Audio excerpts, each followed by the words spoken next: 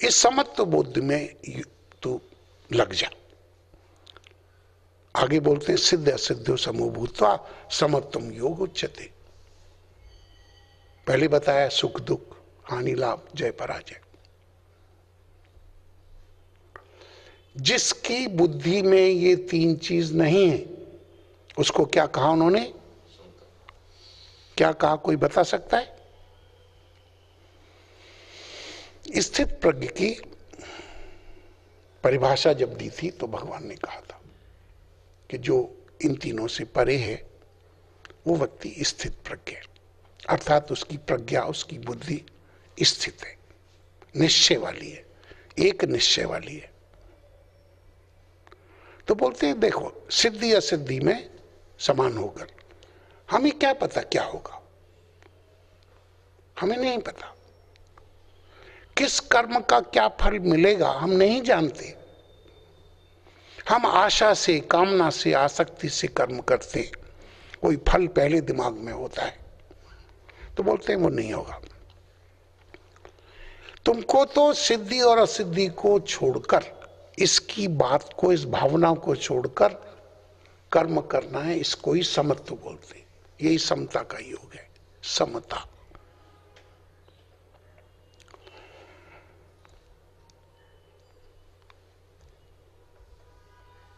जितने भी कर्म हैं, जितने भी जो हम कामना से करते हैं, किसी प्राप्ति की इच्छा से करते हैं, वो निकृष्ट हैं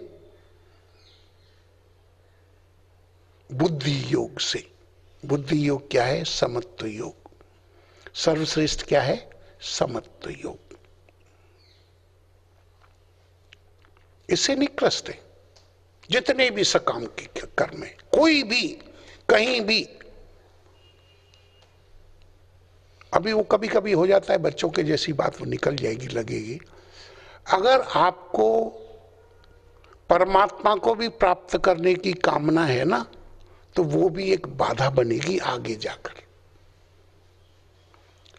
जब कहते हैं निष्काम करो, ये निर्मल करो अपने मन को, कहते हैं ना, तो फिर निर्मल का मतलब होता है कि उसमें कुछ रहना नहीं चाहिए। बढ़िया वाला सोफा जो हमारे पीहर से आया था, बहुत कीमती था, वो तो हम घर में रखेंगे, बाकी जो कुछ है सबको झाड़ देंगे। नहीं, सब साफ करना है, माने एक तरफ से झाड़ू लगती है। पाप और पुण्य कुछ नहीं, अच्छा बुरा कुछ नहीं, जो कुछ है सब जाएगा। शुरू शुरू में गंदा है, साफ करना पड़ता है, लेकिन अंत में निर्मल का अर्थ ही है कि कोई भी मल अभी हमारी दृष्टि में लगता है गंदगी, नहीं, कुछ भी स्वच्छ करने का अर्थ है पूरा स्वच्छ कर देना है। तो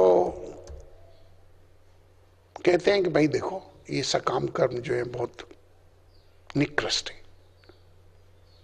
जो भी कामना से कोई कर्म कर रहे हो ये निकृष्ट है। कारण उन्होंने बता दिया, जो तू फल चाहता है मिलेगा नहीं तुझको, फल मैं दूंगा, फल मैं दूंगा। और ये आप देख रहे होंगे जिंदगी में, हम सब कर्म कर रहे हैं कुछ न कुछ पाने के लिए, लेकिन वो फल नहीं मिलता हमको जो चाहिए, और नहीं मिलता तो रोते, फिर दोष देते हैं भगवान को। पहले ही बोल रहे हैं भाई देख तू कर। अभी आगे ये बहुत बड़े बड़े बढ़िया बढ़िया बात आने वाली है। लोग बोलते हैं, हमारे गुरुजी बोलते हैं, हमने तो ये सुना है, बोलते हैं वेद यही तो बता रहे। वेद तुझको 3 गुणों के बीच बीच की कहानी सुना रहे। 3 वेद से ऊपर कुछ नहीं है वेदों के मुताबिक। तो फिर वेदांत आता है, इसी में लगाएंगे वो, और इसी में तू मतलब भोग ऐश्वर्य की प्राप्ति में तेरा पहले से ही मन है, तो तुझको वो बहला फुसला के उधर ही लगा देंगे, और तेरा सब इसी में तू लगा रहेगा जन्म मरण में। बोलते क्या करें? बोला निष्काम हो, तुझे क्या लेना देना है, सबका मालिक मैं हूं, I am the supreme boss. तुझको तो मैंने खेल के लिए भेजा है, खेल और मजे ले, मेरी बनाई हुई सृष्टि में तुम आनंद ले। कभी माली को देखा है रोते हुए कि उसके फल जो है वो सस्ते बिक गए? माली नहीं रोता, मालिक हम रोते हैं, हमारे बच्चों का क्या होगा, हमने ये किया, हमने वो किया, हमने ये कर रहे हैं, ये ऐसा होना चाहिए, ऐसा होना चाहिए। सोचो, अच्छी बात है, सोचो, खूब सोचो। हो जाता है क्या? हो जाता है क्या? तो सोचो, यही चिंतन करना है। भगवान कहेंगे देखिए, योग कर्मसु कौशलम, भली प्रकार से कर्म करना योग है। भली प्रकार से कर्म होगा समत्व बुद्धि योग से, जबकि आपकी बुद्धि में समता होगी। अन्यथा तो कर्म आपको कर्मणा बंधते जंतु, जितने जीव हैं वो कर्म के कारण ही बंधे हुए। कर्म ही बंधन है और कोई बंधन नहीं। कर्म, और थोड़ा सा और सुनना चाहें, कई बार सुना चुके हैं, अविद्या। अविद्या कहते हैं न जानकारी को। धार्मिक आध्यात्मिक अर्थ में, अध्यात्म में तो अविद्या कहते हैं। ये नहीं कहते कि आप लोग नहीं जानते, बोलते हैं जानते, लेकिन सही नहीं जानते। जानते हैं आपकी जानकारी सही नहीं है, फिर बोलते आप सही नहीं जानते इसलिए उसको प्राप्त करना चाहते हैं। मान लीजिए बहुत सुंदर भोजन है, उसमें पता लग जाए कि जहर है, खाएंगे? भोजन बहुत सुंदर है, आपका प्रिय है, तो सहज आकर्षण तो हुआ, क्योंकि मन और हमारी वृत्तियां उस तरफ बढ़ी हुई हैं, हमारा राग उसमें है। पता लग जाए कि इसमें जहर है, नहीं लेंगे। वस्तु वही रही, लेकिन पहले उसमें आकर्षण था, राग था। सही ज्ञान प्राप्त होने से क्या पता लगा कि ये मेरे लिए हानिकारक है, मेरा जीवन जा सकता है, मैं इसमें रोगी हो सकता हूं, इत्यादि इत्यादि। तो जानकारी तो थी, लेकिन सही जानकारी नहीं थी। अभी तो पता नहीं, होंगी जरूर। पहले राजाओं को मारने के लिए विषकन्या पैदा की जाती थी। लड़की को, जो बहुत सुंदर लड़कियां होती थी, उनको बचपन से ही जहर खिलाया जाता था, सांपों से कटवाया जाता था धीरे धीरे। और वो जब तक युवती होती थी तो वो भयंकर सुंदर होती थी।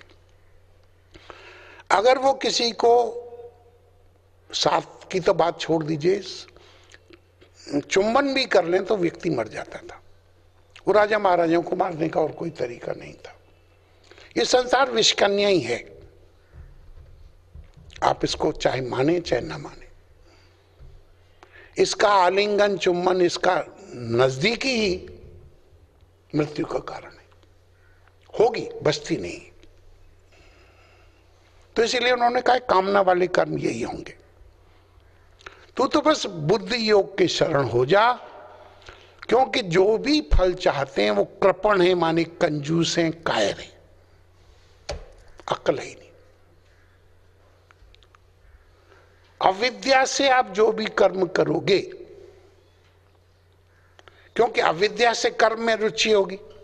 मान लीजिए यहां एक बहुत सुंदर कुछ दिखाई दे, मैं सिंगापुर गया था, शाम को वहां एक शो दिखाते समुद्र के ऊपर, वो कोई प्रेमी प्रेमिका की कोई कहानी है, बिल्कुल समुद्र के ऊपर हवा है, वो लाइट का खेल है, और बिल्कुल दिखता है जैसे सिनेमा दिखता है, ऐसे ही वो दिखता है शाम से के आसपास।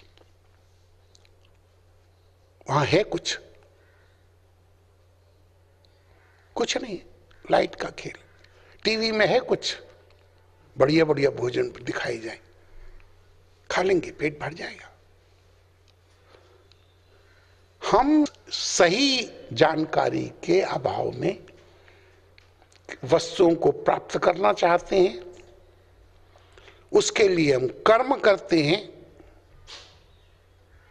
ठीक है, अविद्या, कामना, कर्म।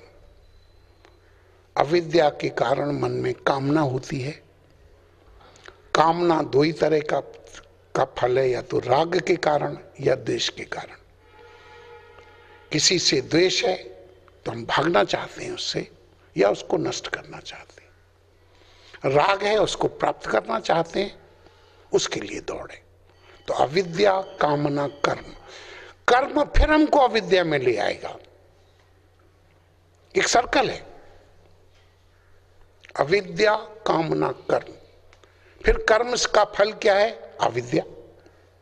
अविद्या से क्या होगा? फिर कामना होगी। कामना से क्या होगा? फिर कर्म होगा। तो बोलते हैं कामना मत कर।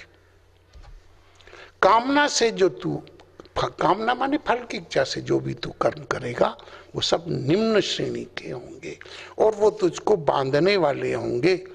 उनका फल भी ऐसा ही होगा कि जो कि तुझे अधोगति में ले जाएगा।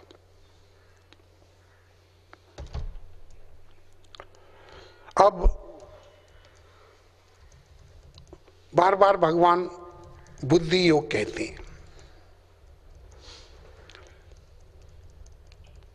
बुद्धि योग भी, योग, बुद्धि और बुद्धि योग, तीनों चीज ठीक है, एक ही बात है। समझ शरीर में नहीं होती, समझ मन में भी नहीं होती, समझ बुद्धि में ही होती है। बुद्धि परिष्कृत हो जाएगी, लास्ट स्टेप है बुद्धि।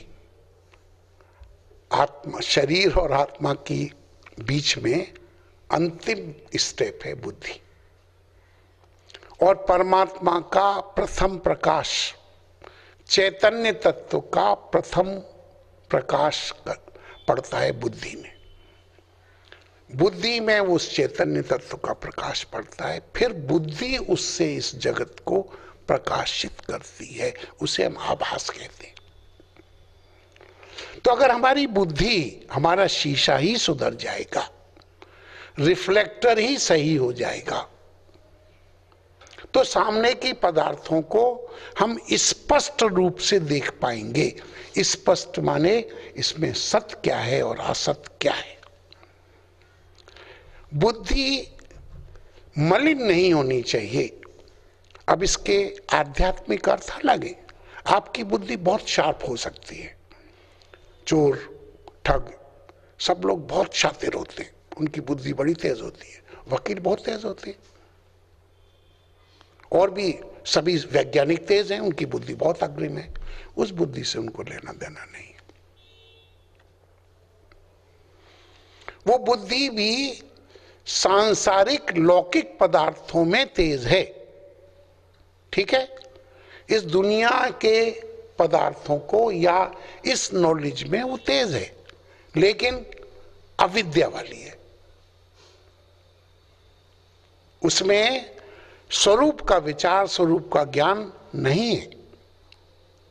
बुद्धि का ही परिमार्जन है, बुद्धि ही आपको फंसा रही है।